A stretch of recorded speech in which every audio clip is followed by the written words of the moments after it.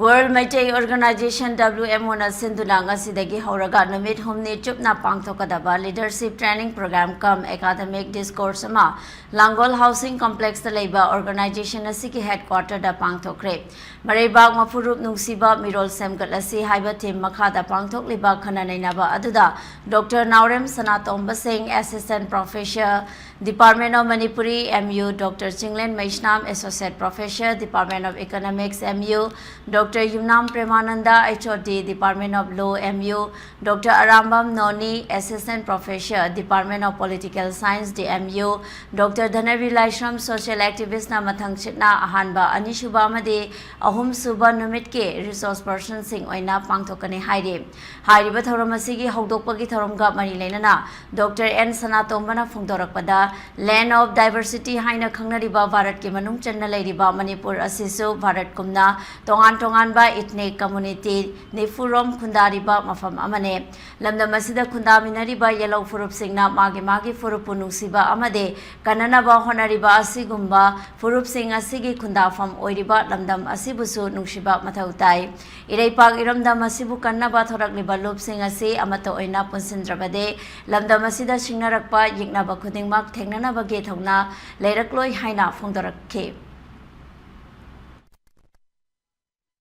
동안 막 캐나 봐 구차 망아 반비야이 구차 망아 막시야 분나 따신들거디 구tum마 셈방아 뭐이 구tum 셈들거디 구tum 싱마가 싱나르고 구딩먹부 마마이다 맘밌다 구tum 시나 틴나를 보기 타우나님 젤라도 이코이다 부클럭방아 뭐이 말하마도나 구차 싱아시나 아마또 이네 군신 버금 맞다고 동안 룩 오르가나이제이션 마야마마 레이리바 마니푸르기 Manipur kaningbagi wakhal da leiriba khudimакse masisi amuktan khudumgi matawgumna pulap tasin na basangi adugi tasin na bagi platform ama masung tasin na bagi message ama World Meitei Organization na Manipur manung khakta da natana Manipur gi wangmada soijainan leikraba aduguma makhalgi Assam da leiriba Bangladesh da leiriba Tripura da leiriba UK da leiriba tongan ba pitrip gi mafam kya da leiriba Meitei singse masisigi kholau amatta oina amasung thabak kalwena pangthokhre apunba Manipur apunba adugumba akhoi Meitei ama semaga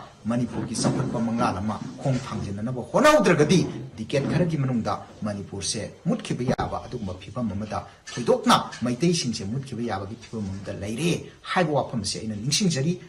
Nakalamaromda organization asigi president oina momotombina phongdorakpada Meitei ama oina aikhoigi leijariba puwari amade liklam kanglon sing ase khangdraba yadraba ama oibana hojiki mirol singda mareibak majati nuksibagi ihul adu fawanba matam oire haina so phongdokhe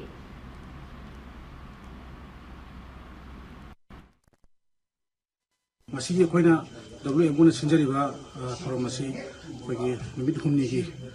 leadership training program aina sinjabani aduna khoigi main oiba masigi khoina program sigi themdi khoigi mariba mafru nungsiba khoigi machati bu nungsiba